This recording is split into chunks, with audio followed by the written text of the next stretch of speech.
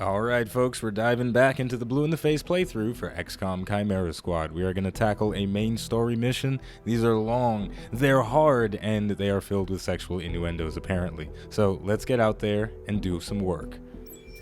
Alright, it's time for us to do the main story mission, Recover Grey Phoenix Informant in Old Town. This is ranked as very difficult. 3 projected encounters. We've got windows, doors, rappel points, and vents potentially. Scary. It's nerve-wracking. It's intimidating. However, my squad is also all of those things, so these aliens better watch out. We've actually got a really consistent composition. Claymore has the ability to essentially regenerate his grenade after every encounter, and we're using the smoke grenade. So we're going to have really good defenses in every encounter. We also have Terminal for the consistent healing from Safeguard. Cherub, with the constant use of Kinetic Shield, will be mitigating a ton of damage, and it is literally invaluable. And finally, Verge is going to be doing a mixture of crowd control and DPS. I'm going to try to lean Verge a bit heavier on DPS with Battle Madness followed up by a shot, especially because his weapon is now kitted out with an advanced scope and a laser sight. We're going to have very good damage when we shoot and very accurate damage when we get multiple enemies in the neural network. So let's get out there and make this work as best as possible. A Grey Phoenix associate called 31PD, offering information in return for protection. All right, 3 breach points. We got a lot of stuff to consider. One of those things is the separation of our units based on where they breach from. Because like I mentioned before, the more separated our units become, the harder it is for us to provide support for each other. So what I think I'm going to do is just pile everyone in the main door, because these side benefits, they're not crazy good. Or at the very least, what I could do is get nutty and put Verge in the side door as the only one in the side door, and then he gets extra aim during the breach. But I don't really see the benefit in that. Everybody's cramming through this main door, and we'll try to make that work. Breaching in. If I had to make a criticism, though, of the breach mechanic, is that the cover that your units select after they're finished breaching is sometimes asinine. But hopefully our guys select good cover this time. We're going to use Phalanx on the aggressive enemy. We have terrible shot percentages right now on the Legionnaire, so we're just going to cover rush with everybody. Or better yet, we'll levitate him, cancel his alert status, so he's not going to get to hunker down or do whatever it is that he wanted to do. Cherub soaking up some damage. We got some explosive barrels, and as if I predicted the future, Cherub moved next to the explosive barrel. It's like, hey, you know, let me take cover next to this thing that is clearly marked as being flammable. That sounds like a great idea. It's not, by the way. All right. Terminal is probably in the most precarious position, Cherub being also in danger. What's the radius of the explosion on that barrel? I can't even target it for some reason, but I know it's there. Make no mistake, this barrel will blow up if it takes damage, and we need to move our units away from it. Cherub first. I'm actually really worried that the enemies are going to blast the barrel. And my positioning is just not good right now, so we're going to have to start off by doing prep. One thing that I've learned over all of the time that I've spent playing Chimera Squad is that slow and steady wins the frickin' race, just like it used to win the race in older Xcom games. Even though it's super tempting to be a hothead and aggressive, sitting back and just using the skills that you have available to you that manipulate the timeline, as opposed to just like, I'll take a shot at this guy. It works better. Now, here's what I'll say about that. There is something incredibly fun and satisfying about just saying, YOLO, I'm about to throw bombs and destroy the whole planet, and not caring about the repercussions. That's very satisfying. Make no mistake. But winning is also incredibly satisfying.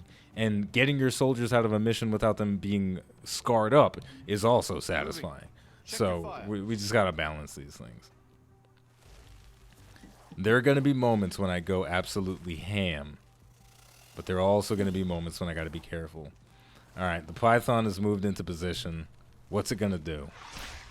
Tried to lick me with its tongue and move me out of the full cover that I just entered. Alright. We're off to a good start. We're gonna have to shield Terminal because she's no longer in cover. She's actually gonna get to move this turn, so she's not that bad off right now. What we'll do is we'll shield bash this adder. Get it nice and squishy for the rest of the team. Shrapnel bomb gonna pop, and we're good. Locking down.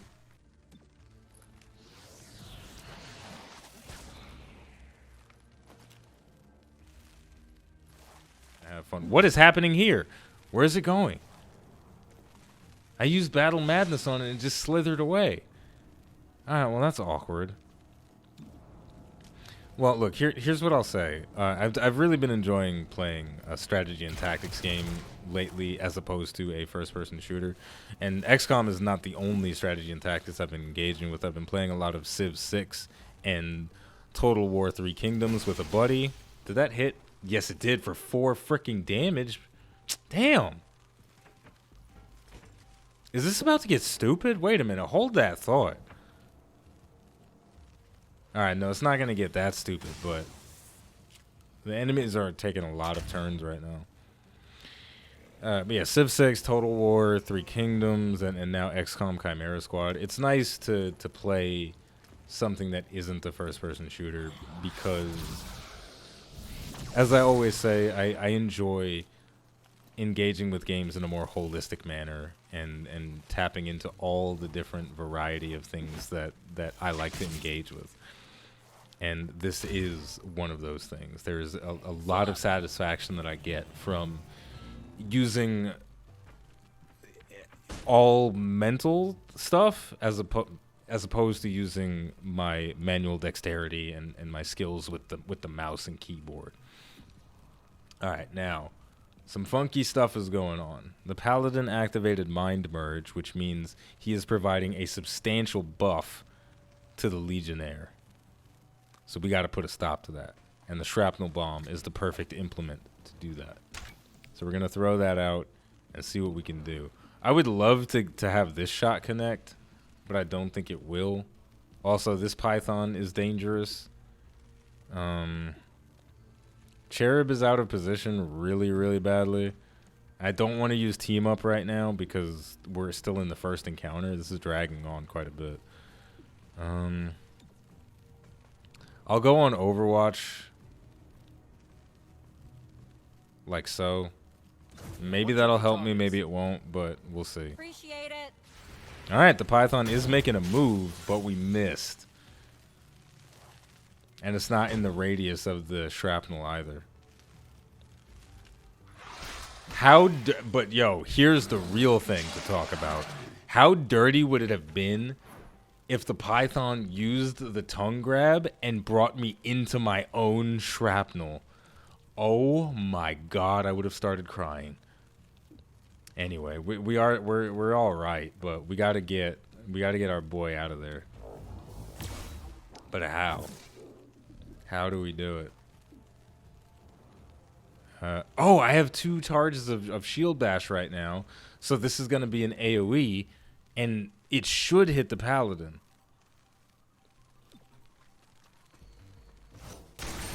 Nice crispy double kill. I mean, obviously the shrapnel was gonna kill him anyway, but it's fine. It's fine. All right, so now we've just got to clean up. There's still a Python up there, which I kind of forgot about, but we're in a much better spot now that we've dealt with things the way that we did. We're gonna use Safeguard on Claymore to heal him up. He's only lost 2 hit points, but we still want to make him safer. Also, he's not in cover right now, so the extra defense is gonna act like low cover and or half cover. Also, I don't know if I explained this already, but the reason I call it half cover, I don't know if it was ever called half cover in XCOM Enemy Unknown or XCOM 2, but if you look at the icon there, it is a shield that is filled up halfway with blue to denote that it is low cover, but half cover sounds cool too. And then over here, we have a shield that is filled all the way with blue, and it's full, to denote that it's full cover. But they call it high cover in the game. So, yeah, that's the thing. That's why I say half cover, full cover all the time, instead of low cover, high cover. It sounds better to me. Anyway, we're going to try and do some cool stuff with the Battle Madness ability. The last time it didn't work out because the adder that I used it on did not attack an enemy. It just slithered away. But this time, we used it on the Python, and he's going to kill his friend. And he will be rewarded with a shot to the face. Verge is actually taking a lot of damage. I don't want to shoot with him because of that. I'm just going to use preparation to give him extra defense. Oh my god. Well, this encounter has been a bit on the sloppy side of things, but some of the things that happen and some of the damage that we take is not preventable. But we're going into the next encounter severely damaged. The plant's pump room is up ahead. Expect the contents to be under pressure. Not as much as our VIP. We should hurry. Damn straight, Verge. You're a go-getter. So we're in a precarious situation here because we are wounded. We're going to go through the main door because delayed snare is not a huge concern to me, especially when I put Verge in that slot. But I have to put Cherub in the #1 slot so I can use refresh. And this is going to heal all the units that are going through this breach. All right. Agent damage is likely here, so we got to be very careful. Need a pick-me-up? There we go. Give me that health. Oh, this is so cramped. There's so little space. All right. The adder is aggressive. Probably not going to be able to kill it fully, but I'm going to shoot it for sure. 4 damage. Nice. We got another adder. I'm going to shoot it again. 4 more damage. Nice. What's left? What is left? A paladin. 91% chance to hit. 4 damage. Nice. And then finally what I'm going to do is levitate on the adder so it doesn't shoot anybody. And there you go. You enjoy that. You enjoy being lifted up by your bootstraps. It's a snake. It doesn't have bootstraps. All right. So we got a bonus objective that seems like it's going to be somewhat difficult to get to. Cherub is also uncharged right now. And we got an explosive. I think that's a poison explosive. I'm just taking a slight guess there because it is green in color. I think I'm going to have to use team up here because this Legionnaire is very dangerous. And who better to use team up on than Verge? I'm lying. Verge I can't team up with Verge right now. I'm not going to use team up right now because I'm trying to think of what is the most effective way to do what I need to do. And team up doesn't feel like it's giving me exactly what I want. So I'm not going to do it. Can I heal Verge from my current position? I can. Feeling better? So that medkit is a free action. And I have a shot on the adder that is #2 on the list. It's only 93%. I guess Cherub has a low aim stat, which is unfortunate. We got to get him a scope. Batten down. All right, this guy's moving in the full cover. Breaking all the windows in this place. Whew, thankfully that missed. Who's going to pay for all this property damage, though? You know, with all the stuff that Xcom does, they destroy a lot of property. They do amazing good for the community, for the people, but they also destroy everything. It's a little crazy when you really think about it. We're going to push that guy down in the timeline with pin down, and then blast this. That's not as good as I thought it was. Can I subdue into cover? Yeah, but I'll be behind an explosive barrel. I'll do it. I ain't never been scared of nothing. I'm gonna subdue and put myself in cover next to an explosive barrel. Caller for the medic. Watch that thing have the same force as a thermonuclear device and just completely kill everyone. All right. Anyway, shrapnel bomb for the paladin. That's gonna kill him, and I'll focus my attention on something else. I'm gonna hit up an Overwatch again. I don't use Overwatches that much in Chimera Squad because they are a bit weaker, but if you use them intelligently, you can still get pretty good results. Come through the door, shotgun blast, missed. Wait a minute, don't be like this. We're trying to social distance. Don't. All right, whatever. It's fine. It's not the worst thing that could have happened, but I'm not happy about it. Let's throw the battle madness on the Legionnaire that has his buddy flanked. We're using Verge in a very aggressive way, and I like it. You made your choice. Oh, don't hit the guy that's next to the bomb. All right, well, that's all right. Well, it is what it is. We got to shoot the Python so we can break the binding on Terminal, but Terminal's not really in imminent danger anymore, unless the Legionnaire blows up the barrel she's standing Out of the way. Not gonna do it. Whew. For every turn that barrel survives is just I'm wiping sweat off the brow. But at this point, I'm not worried about the explosion anymore because I'm applying the kinetic shield.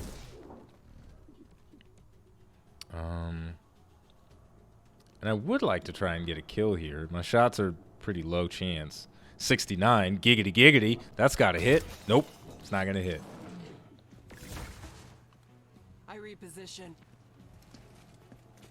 Please don't hit the barrel. Please don't hit the he's gonna hit the barrel. Oh no, he's not hitting the barrel. Okay, he's attacking Claymore's cover with demolition.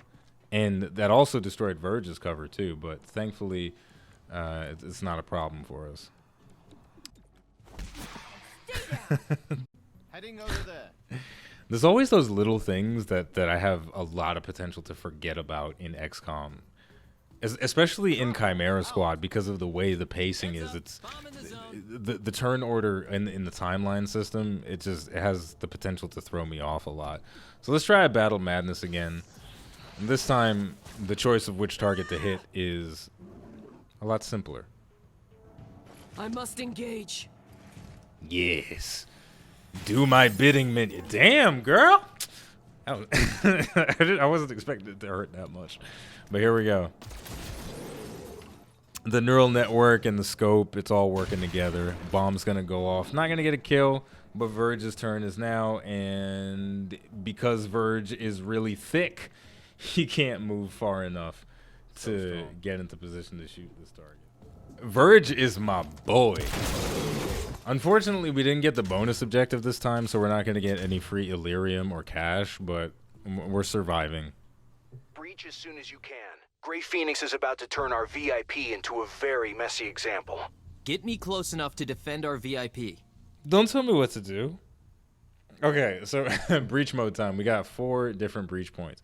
All units entering here get plus 25 defense. Enemies deal 1 damage during the breach. 1 additional damage. Not doing that. Last unit through will get their weapon disabled. I don't mind giving that to Verge, but I also don't. Because I'm doing the Battle Madness into a shot, and I won't be able to do that on the first turn. All right, so here's what we'll do. We're going to put Verge in the side window to give him extra defense. Then we're going to go Claymore, Terminal, Cherub. Cherub is very low on the pecking order this time. He's actually our last person. However, it's not going to be that way for long.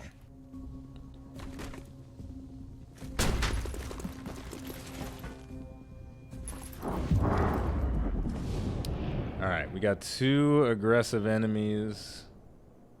I'm gonna levitate the adder in the back. I'm really glad I get to use that every single breach. It feels very strong like that. I'm gonna take a shot. Nice connect. Who's next? This is Terminal. I'm gonna take another shot. That'd be a really good kill if we can get it. 61. Nice. And finally, for the chair bear, I'm going to take a shot on the adder that we're levitating. And we got the connect. Juicy, juicy, juicy stuff is going on right now. All right, so this is the final room. We got to put up or shut up, and it's a lot bigger than I thought it was going to be. That's what she said. Am I right? So we've got 1, 2, 3, 4, 5, 6 enemies, and a really high priority target, the Dominator, who is camping by the VIP in full cover. He's going to be an issue. Why? Because the first attack that he always does is side disable, and that's going to kill somebody's action points, and I don't like that. The next thing that he's going to try to do is mind control. I don't like that either. We got to find a way to get rid of him. But the first thing I'm going to do is bump Cherub back up to the top of the list with Team Up. I've been trying so desperately to save this for the final encounter, and I'm glad that I did. And I can't even... Oh, I can see the Dominator. Okay. So I've got a 78% chance to stupor him. That's a bit on the low side, but I'm going to take the opportunity. Is that a flaming barrel? Oh, it's not. Not in a good spot. So, yeah, we're going to try and stupor. This has a chance to remove 1 or 2 action points. And if we remove 2 action points from the Dominator, that's going to buy us a lot of time.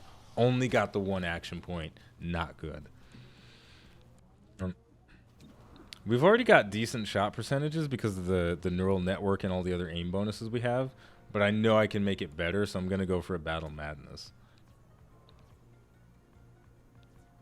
Let's do this guy over here. Go on. Lash out. I hope he actually does something. The last time I did this on an adder, he just wiggled around and acted stupid. Yeah, use your gun, dude. There we go. That's what I'm talking about. Darn it, no ammo. No ammo. Right. We're going to make some big plays with the chair bear. Or better, I should say, we're going to make some risky plays with the chair bear. We're gonna charge bash into an uncovered position. Just because I want to get damage on this guy.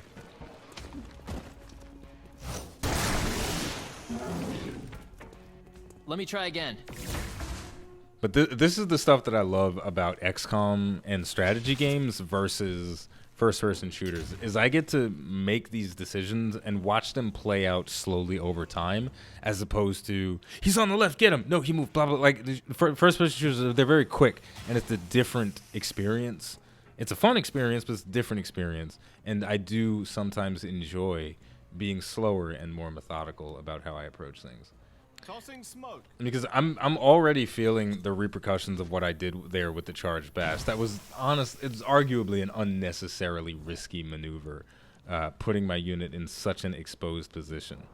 But I think it'll be worth it if I play my cards right. Now, one thing that I love about XCOM is the fact that explosive devices and objectives are guaranteed to hit. So even though I'm using a shotgun that would normally be ineffective at that range, I can blast it with a 100% chance to hit. So now I'm going to have to use Safeguard again on Cherub to get him healed up. But now that he's in the smoke with Safeguard, a point of armor, he's basically in full cover, which is really nice. Also, I'm going to push the Dominator down in the timeline.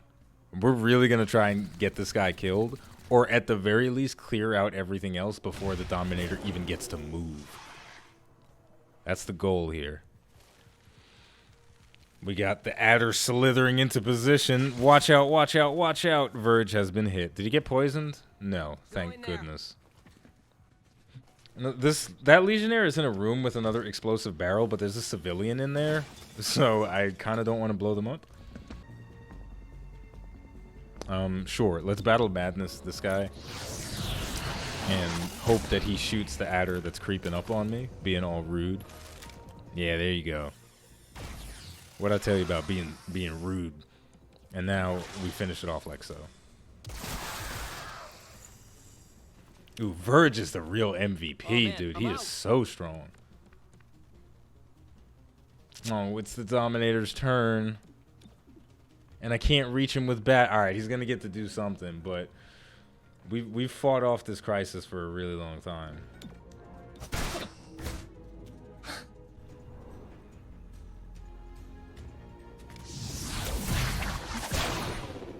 Damn, Verge has been stunned for 2 action points. That's really bad because he is the source of so much of my offense.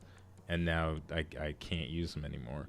And I can't really get a shrapnel bomb into that Dominator. Shifting my position. Get a move on.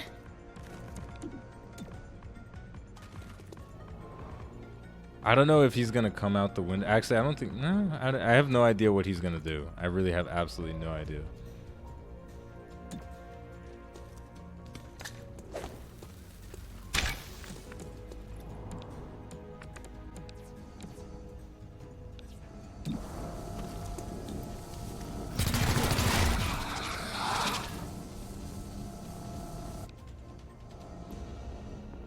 Mind control. There it goes.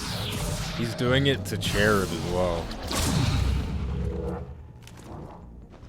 But you know what's really good? The shrapnel is going to blow up and kill him. Mind control lost immediately. Crisis averted. We did a lot of work to make sure that mind control wasn't super serious. And we also got a little bit lucky there because that shot was a miss. No ammo. So ultimately, this was a successful mission. We just have to make it out alive now. And I should be able to do so without any struggles. Okay. That mission was pretty long because of the evac there at the end, but we made it out. We took some damage, 3 light wounds and 1 normal wound. Not bad. We're probably not going to be scarred from any of that. I feel good about it. I feel good about it. I kept a cool and collected head. I didn't make too many dumb decisions. And that evac was actually very clean. It was very clean. I was able to use pin down and the timeline manipulation caused by it to get my units out much safer. And because I was consistently applying the kinetic shields, by the time it was time for me to evac, I had 3 of them up. So the last 3 guys that were in the mission, they all had the kinetic shields as they were making their way towards the evac point, and that saved them from some damage. And we got -2 unrest, 30 credits, 20 intel from captured enemies. The city anarchy has risen by 1, but that is not a big deal. Dismantling the Grey Phoenix leadership should throw them into disarray. The continued protest of the starport's closure grew contentious as several terrestrial supremacist groups arrived to counter-protest, said Artisan Glorva of the Shipworkers League. These people share the beliefs of those who killed Mayor Nightingale. They seek to provoke us, while the city does nothing. A masked spokesperson from Earth Above All insisted otherwise. Alien pilgrimage? They want access to armed starships inside that port. Of course we're here to say otherwise. More as the story develops. Celio Dash reporting for Channel 37. That bit of dialogue is one of the more interesting ones that they have in Chimera Squad. It's obviously meant to parallel racism in the United States and organizations like the Ku Klux Klan, but in the context of Xcom, it's still a fascinating discussion to have. The question would be, if alien invaders came down and they tried to take over the planet and they failed and now they're stuck here, do we let them stay or do we genocide them? And if we do let them stay, do we give them all the same rights and privileges that we humans have? Because it's our planet. They came to try and take it over. Do we just forgive them blanketly and say, all right, fine, we'll make adjustments, we'll live together, we'll be happy, go lucky, and pretend like the invasion didn't happen? It's a lot of weird questions in the context of XCOM, but the obvious parallels to the real world might make it difficult to have a fun and nuanced discussion about how it would feel in the XCOM world. Because I imagine Central Officer Bradford would not get along that well with Chimera Squad simply because he was there from day one and lived through 20 some odd years of alien oppression, and now we've got a freaking sectoid in the office. You know what I'm saying? So it's a lot of strange things to think about and interesting things to think about, which is what good sci-fi should always do to its audience. And the other XCOM games in the franchise never did this because it's always good. Humans are good, aliens are bad. But now we've got this in-between area where the aliens, the sectoids, the mutons, the advent hybrids, they were all serving the elders, and the elders are gone as far as we know. How much you want to bet the deputy mayor is secretly an elder? That's my conspiracy for now. But none of those guys were the genesis of, hey, let's invade Earth. They weren't the ones that wanted to come here. So should we hold them responsible? And on that note, Verge has a lot of interesting dialogue lines about how he does still hold himself responsible for the atrocities he committed during the invasion, and he just wants to do better now. He's a cool character. There's a lot of interesting stuff going on in this game, dude. Anyway, we finished the special ops. We got 75 credits from that. I don't know if I'm going to put somebody in there right away. We also completed improved field teams. I could go for expert field teams. I have enough Illyrium to do it, but I don't think I need that right this second, so I'm not going to worry about it. Modular Armor, it would only take 1 day while I have Zephyr in there, so that seems like a good choice. The enhanced weapons take 3 days while somebody is in the facility, and if I take her out, it doubles. Wow. So maybe it would be a good idea to get some enhanced weaponry going on, just to make myself more damaging, because I don't 100% feel as though my damage is falling behind, but more damage would make things easier. The problem is my squad does not have uniform weapon selection. Everyone is using a different weapon. So if I take enhanced assault rifles, Verge becomes a god. If I take enhanced pistols, Cherub becomes a god, and if I put Blue Blood back in, he becomes a god as well. So maybe enhanced pistols are the best thing that I could go for. But what I could do is modular armor and then enhanced armor, and that would affect everybody. And then I could slowly trickle into the enhanced weaponry. That sounds like the better move. So we're going to go for modular armor. It's going to take a day, and then let me see if there's any trainings that I can give my other guys. Blue Blood, he can get basic conditioning for increased hit points. Basic conditioning. Basic.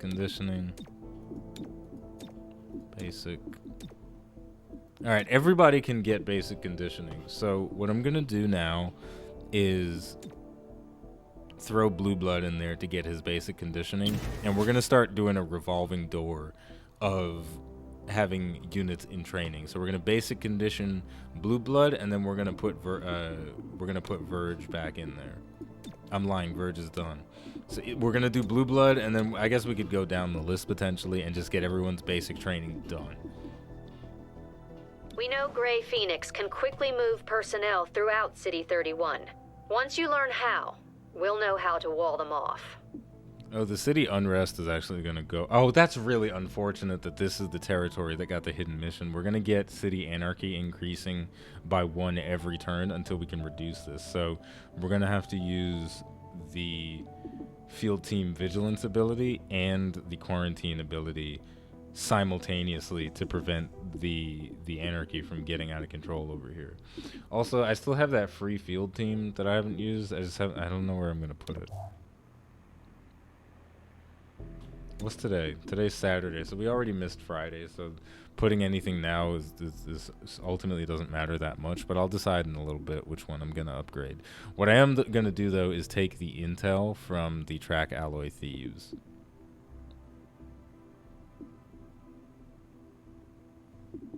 Yeah, we're gonna track alloy thieves. And actually, this is interesting. Major Crimes Task Force reduce city anarchy, but it requires a field team in every district. So why don't we actually start working on that instead of worrying about getting our field teams to tier 2? I'm gonna continue trying to increase my income. I think if I already have 4 incomes, maybe 4 income, 1 Illyrium, and 4 intel. That's probably good. All right. I've actually let the map get somewhat out of control. Things are not in the most ideal condition right now. We have unrest rising in 3 different territories. One territory is at critical unrest, so that's increasing the city anarchy by 1 every turn that goes by, and there's not all that much that I can do to stop it. And this territory is going to go critical as well, unless I do the mission for it. So I'm going to do 1 or 2 missions maybe off camera so I can progress my characters a bit. And then when we come back, we'll continue going through things and we'll have a good time. So we'll see you in a little bit.